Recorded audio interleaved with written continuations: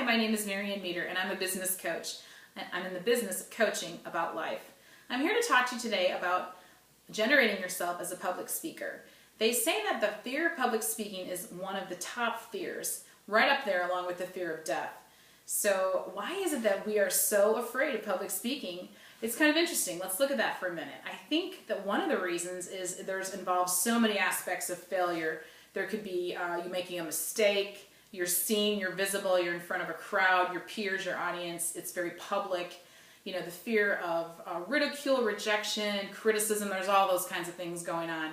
So when you have to give a public talk, a lot of times people face this nervousness or this fear. It doesn't matter if you are maybe perhaps a polished speaker or someone who is just starting out. So what is it you can do to generate yourself in order to become a better public speaker, or just to kind of get past yourself? So I'd like to talk to you about that a little bit today on this video. Imagine that you have two TV screens. There's one right in front of you, and then there's one off in the distance. And what happens right before you come on stage is the fear comes up. You're looking at that fear. There's that possibility of, oh no, the nervousness, the jitters, what if I forget what I'm going to say? Can I remember everything? You know, there's that you're looking at, and then there's your talk, you know, what you're passionate about, what it is you're going to say. Imagine, if you will, flipping those screens and putting that fear away from you, and now what's in front of you is everything that you want to share, your ideas, your vision.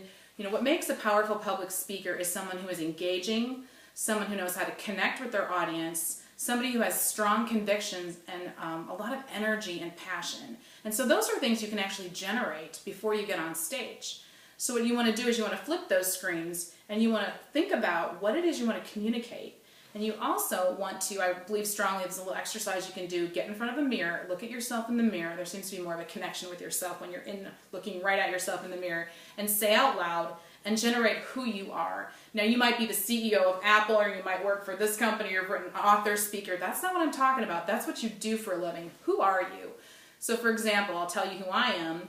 I am a person who is powerful in contributing to other people's lives. I'm a stand for people to have transformation. And I'm a powerful contribution to people around me, because I'm a coach, and that's my genetic DNA. That's how I'm wired. I really like to motivate and inspire people.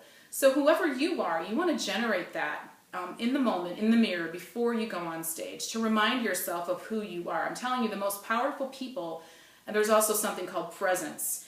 To have presence on a stage is powerful, and those people have a lot of self-confidence and energy, and they know who they are, and they know how to generate themselves.